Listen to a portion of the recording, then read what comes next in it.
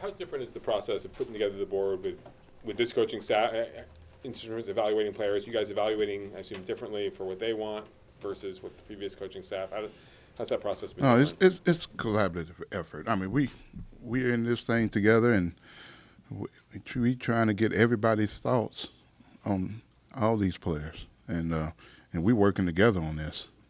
I mean, that's just the way it is. That's the way we do it. There are probably different traits that they want. Oh yeah, how's that? Yeah, how's that it's going great. You know, I got a feel for Coach Grood. We like the same type players, you know, and all his coaching staff and the scouts, and we just trying to get on the same page and get it together. And that's what we're doing. You said you and Gruden like the same type of players. What does that mean in terms of your guys' type? Hey, Raiders, you know, and it's the characteristics of that is just good football players. You know, it's not about a height, weight, speed, or where they come from. It's about who they are as players. Do they love playing football? All those type characteristics that you truly like about football players. You call it a collaborative effort. I'm sure there was collaboration with Dennis and with Jack as well. Yeah. Has the structure changed at all in terms of how you and your staff present information or how you're working with the coach? No, it's all about coming together and filling each other out and getting all the information from the coaches and getting the information from the scouts, and then we set the board. No, it's not, guys, it's not rocket science. It really isn't. It's just, trying to get a feel for a new system, the new coaches, what they like and what they don't like, and that's the process. But you said in the past that you let the board talk to you. Yeah. John in the room now. Who's going to be doing the talking? The board will still be doing the talking. It really will. When you're drafting 9, 10, 11, that area, do you pay a lot of attention or just a little bit of attention to the 1, 2, 3 picks? We pay attention to all those picks. When you're picking in the top 10, you never know how it's going to fall. So you're it's not like we're picking at 30. That's a big difference. But yeah, we make it to where we know those type players because you can always move around in this draft. Are you rooting for 4 quarterbacks to be taken in the top 10? I have no comment on that one. Yeah, no, it's going to fall the way it falls. But we're going to always try to take the best player. Does the quarterback buzz kind of improve the value of your pick at number 10? Does it make your pick? Usually does because of teams always want quarterbacks, and if they feel good about quarterbacks, they want to try to get them. So that's just the way the NFL is. Well, what if the best player on the board when you pick is a quarterback? That may not be the best player on my board. Maybe on your board. That's what you're saying? You guys were so active in free agency. There's only so much you can do, a lot of holes on the roster, but with how you guys were able to stock the roster at a number of those spots, do you feel that maybe freed you guys up to really starting the first round onward, just taking the best player? You don't feel overly compelled to draft at a certain position? I mean, it's always a situation where players come up and whether you need them, whether you want them, versus the best player. We try to just fill the roster up. If we saw a player out there that we could really go get, that's what we did this offseason. Whether it's the patch holes, we just wanted to bring in some good competition and some good players and some leadership, and that's what we did. Now, going into this draft, that will play a part only from the standpoint of from competition. We're not going to not get a position player because we signed a certain guy. If this player on our board is that we really like, we're still going to try to go get him. Is there anything new you can tell us about Navarro, and since you last talked about him? No, it's no change there. You know, he's still a free agent. Do you expect Khalil at the voluntary minicamp next week? Have you heard from him or? I have not. No, we've just been focusing on the draft, and the coaching staff has been focusing on these players that are here and getting ready for the minicamp next week. Year to year, you hear, this is a good overall draft. This is not a good overall draft. How would you rate this one? Well, we like the players in this draft, you know, so we think we can upgrade our team throughout this draft, and it remains to be seen. You know, it's hard to evaluate the players, how good a draft is, until a few years later. Let them play. Reggie, as you evaluate your own position needs, do you feel like you know what you have in Garyon and Obi at this point? No, they haven't played. I mean, we gotta get them out there, get them going. So the coaches will get those guys going as soon as they're deemed ready to roll, and we'll see what they got. Do you anticipate Conley being able to participate in these OTAs? No, I have no update to where he is now, because he's just now getting back into the flow. Now, how soon they're gonna let him go full speed, that's gonna be determined. Do you plan on using the fifth-year option on Amari Cooper? Well, with Amari, you know, we're gonna let this thing go into, you know, going into the draft now. That's what we focus on. But we've been in contact with his agent, and I don't want to put anything out there before. I don't want to put the cart before the horse, so to speak.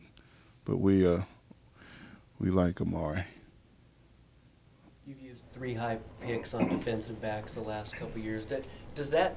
Would that make it any harder for you to take a DB at number 10 if that was the guy on your board who you thought was the best? No, it would not. It would not make it even harder. I mean, we value defensive backs. Matter of fact, we really value really good players. And if that's going to be the best player on our board, we'll try to go get him. You and Gruden have both been open about the fact that the last few draft classes maybe haven't been as productive yet as you maybe hoped that they would have been. Does that, going into this draft and given the amount of picks that you have, does that give you any more of a sense of urgency to bring in a class that, with at least several guys who can maybe contribute immediately? Well, what we want to do is just bring in some good players, really good football players. Now, you know, we're not going to beat up on some of these guys who physically was not able to get out there and play. Hopefully, some of these guys in the past draft, if we can get them out there and keep them healthy and see what they can do. Hopefully, this is the year, you know. But even the guys we draft this year, we have no idea if they can make it through OTAs or training camp and preseason healthy. You know, just hope and pray they can be there for us and see what they can do during the season. So we are hopeful that we can stay healthy and let the guys play. How does having all those late picks, especially at the 5th, 6th round, help in terms of moving around, if you want to move around? Well, maybe move up a little in one of those rounds. Well, teams always want picks, especially when they if they don't have any in those later rounds. So it will help if we would like to move up. We can use that as trade bait. Based on the number of roster spots that you guys already have filled going into the draft, you probably won't be able to be as active when it comes to post-draft with undrafted rookie signings as you were maybe last year when you signed nearly 20 of them. How has that impacted maybe your top 30 visits in terms of scheduling those, if at all, or also how do you think it could impact eventually trying to sign those guys, because you probably will be able to allocate more signing bonus than you would otherwise? Yeah, it didn't impact the 30 visit at all. But what we're going to do is we'll evaluate all those free agents after the draft, and if we feel like we can upgrade, we will. So that's not going to hinder us from trying to sign some players, and we just going to have to compare, to what we have. But we're gonna bring in the best 90. So if we only have X amount of spots, we may have to create some. You see Khalil Mack's situation as being tied to that of Aaron Donald? No, we look at Khalil as his own situation. We're not looking at anybody else. We're just focusing on our guy. Is there a position in this draft you think is especially deep, one that's kind of caught your eye as being like one of the better draft classes in that spot in recent years? Yes. Which one? Next question. Good try. Reggie, what went into the decision to release Marquette King? Was it strictly a money thing? I'm not going to get into details of that, but his contract was pretty steep. There's only one punter on the roster right now. Is that a position that you could maybe look to address in the draft, especially with some of this later picks? We're looking to bring in competition with free agents that's out there now. I mean, we're not just going to think about drafting the guy. I mean, there's some punters out there. Would you rule out drafting Khalil McKenzie? No, I will not. I will not. You guys will make it harder on me, but no. Our coaches like him, so we'll figure out where he goes in the draft. And an extensive background check, talk to his mother, that kind of thing. Yes, I did extensively. She wouldn't tell me anything though. I can ask with defensive or offensive lineman, how do you view that? I tell you what, I've been trying to get him to play offensive line for a long time, so I don't know if he got talent to do both. We would give him a shot. What have you learned about Gruden? Obviously, working with him much more closely than you had last time we saw you. Mm-hmm. What's the question? What have you learned about Gruden, just the way he works and the way he approaches the game? Oh man, he's a bowling ball of butcher knives. He's great. I mean, I love the fire. I love the enthusiasm. We can talk football all day and watch film. I mean, it's been really good. I'm excited to watch him on the grass, and get out there and watch practice. It's fun, and that's what I expected.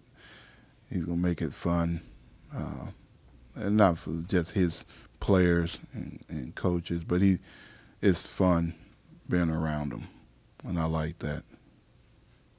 What's been your observation of the strength and conditioning program that's been put in? I mean, you guys radically changed it pretty much under Jack, and now you've done it again. Yeah, this strength and conditioning staff has been great. Great guys, young lady. I mean, Kelsey's great. I mean, Rick, all those guys, man, they get after it, and they getting these players going. It's fun to see. They got a plan, and they putting the pedal to the metal with it and getting these players going. It's fun to watch. Did you guys, on the schedule, did you guys not want to be on the East Coast before London, or was that just how it played out? Did you guys make a request on that, or? Yeah, we would like to have been home, but we're going to try to make it close as a regular work week as possible, and but we requested to try to stay here and then just fly out. You plan to practice here that week? Well, we're planning to. We're trying to not make it as hard, We want to keep it fairly simple for the players and go through the normal routine as much as possible. What do do you think of the schedule as a whole? A lot of road early, cold weather late. Yeah. What do you think? Hey, that's the way it is. No, we're excited. You know, to open up on Monday night. It's being at home. It's going to be a good. I think the schedule works out pretty good. You know, in the long run, we got a few TV games, which is good for the players. You know, and it's good for Raider Nation. Get to watch us on that forum. So we're excited for this schedule. So we'll see how it is in the end with the cold weather, but that's not going to be a problem.